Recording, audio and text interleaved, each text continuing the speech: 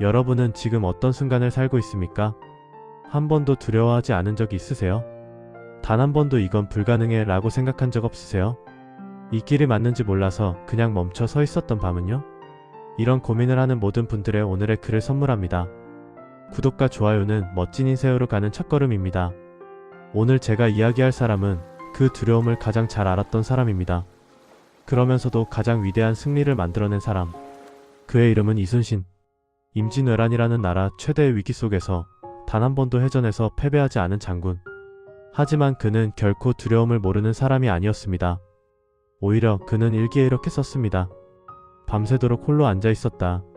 심사가 어지러웠다. 오늘 우리는 교과서 속 위인이 아닌 밤마다 두려워하면서도 끝내 일어선 한 인간의 이야기를 만납니다. 일부 늦게 시작한 사람의 이야기. 이순신은 1545년 한양에서 태어났습니다. 그가 문과에 합격한 것은 32살. 지금으로 치면 늦깎이 합격자였습니다. 당시 문과 합격 평균 나이가 20대 초중반이었던 것을 감안하면 그는 이미 출발선에서 뒤처진 셈이었죠. 게다가 그의 시험 자체도 순탄하지 않았습니다. 28살에 처음 무가 시험을 보던 날 말에서 떨어졌습니다. 다리뼈가 부러졌습니다. 주변에서 그냥 포기하라고 했습니다. 그런데 이순신은 부러진 다리뼈를 버드나무 껍질로 직접 감고 시험장을 끝까지 나왔습니다. 그 자리에서 주저앉지 않았습니다. 하지만 그의 시험은 낙방이었습니다. 4년을 더 준비했고 32살에야 합격했습니다. 그의 첫 벼슬은 미미한 변방의 하급 장교였습니다. 그리고 그 이후로도 그의 삶은 순탄하지 않았습니다. 윗사람의 부당한 명령을 거부해서 파직을 당했고 모함을 받아 백의종군을 해야 했으며 감옥에 갇혀 고문을 받기도 했습니다. 2번이나 모든 것을 잃었습니다. 여기서 잠깐 멈춰 생각해 봅시다. 여러분이 만약 수십 년을 노력해서 겨우 올라간 자리에서 억울하게 쫓겨났다면 다시 일어날 수 있겠습니까? 이순신은 일어섰습니다. 단 한 번이 아니라 2번이나. 그리고 그 이야기는 지금부터 시작됩니다. 2부 명량 12척의 기적. 1597년 정유재란. 조선 수군은 원균이 이끈 7천량 해전에서 괴멸적인 패배를 당했습니다. 133척의 전선이 사라졌고 수천 명의 수군이 전사했습니다. 이 소식을 들은 선조는 뒤늦게 이순신을 다시 불렀습니다. 삼도수군 통제사로 복직시키며 수군을 재건하라는 명을 내렸습니다. 이순신이 돌아와서 파악한 전력은 이것이었습니다. 전선 12척. 단 12척. 반면 일본 수군은 333척이었습니다. 숫자로만 보면 27배가 넘는 차이였습니다. 선조는 이 상황을 보고 이순신에게 전령을 보냈습니다. 수군을 패하고 육군에 합류하라. 그때 이순신이 올린 장계보고서에 이런 문장이 있습니다. 신에게는 아직 12척의 전선이 있사옵니다. 죽으림을 다해 싸운다면 능히 대적할 수 있을 것입니다. 이 한 문장. 이 문장이 나오기까지 그 밤 이순신이 어떤 심정이었을지 상상해 보셨나요? 그의 난중일기에는 이 시기 이런 기록이 남아있습니다. 밤에 홀로 앉아 생각하니 모든 일이 걱정스럽다. 이 일을 어찌하면 좋을꼬. 그는 두려웠습니다. 분명히. 하지만 그 두려움과 함께 그는 생각했습니다. 12척으로 어떻게 싸울 것인가. 이순신은 명량 해협을 주목했습니다. 울돌목이라 불리는 이 좁은 물길은 하루에 2번씩 물의 방향이 바뀝니다. 조류가 극도로 빠르고 복잡합니다. 이것이 바로 이순신의 답이었습니다. 1597년 9월 16일 새벽 333척의 일본 함대가 명량을 향해 몰려옵니다. 이순신의 12척은 그 앞에 섰습니다. 처음에 조선 함선들은 두려움에 뒤로 물러섰습니다.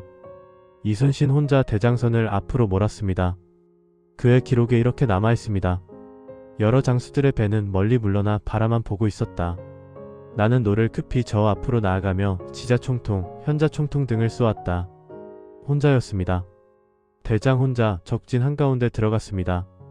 그 모습을 본 다른 함선들이 뒤따랐습니다. 그리고 이순신의 예측대로 조류가 바뀌었습니다. 좁은 해협에서 뒤엉킨 일본 함선들은 서로 충돌하고 무너졌습니다. 결과는 이렇습니다. 조선 12척 출전, 12척 생존. 일본 133척 격침. 이 승리는 세계 해전사에서 가장 극적인 역전 중 하나로 기록되어 있습니다. 3부 두려움에 대하여. 여기서 우리가 놓치지 말아야 할 것이 있습니다. 이순신은 용감했습니다. 하지만 그 용감함은 두려움이 없었기 때문이 아닙니다. 난중일기 전체를 읽어보면 그가 얼마나 자주 불안하고 걱정했는지 나타납니다. 몸이 몹시 아팠다. 밥을 먹지 못했다. 어머니를 그리워한다. 꿈에서도 어머니를 봤다. 아들이 전사했다는 소식을 들었다. 밤새 가슴을 쳤다. 그는 어머니를 그리워하는 아들이었고 자식의 죽음에 울부짖는 아버지였으며 몸이 아파도 일어나야 했던 한 인간이었습니다. 그러면서도 그는 매일 일기를 썼습니다. 상황을 기록했습니다. 흐트러진 감정을 글로 담았습니다. 심리학자들은 이것을 감정 명명화 어펙트 레이벌링이라고 합니다. 두려움과 불안을 억누르지 않고 언어로 표현하면 편도체의 반응이 감소하고 전두엽이 이성적으로 기능한다는 것입니다. 이순신은 몰랐겠지만 그 일기 쓰기 자체가 두려움을 다스리는 행위였습니다. 그리고 가장 중요한 것, 그는 할 수 없는 것에 에너지를 쏟지 않았습니다. 333척을 없앨 방법이 없다면 지형을 이용할 방법을 찾았습니다.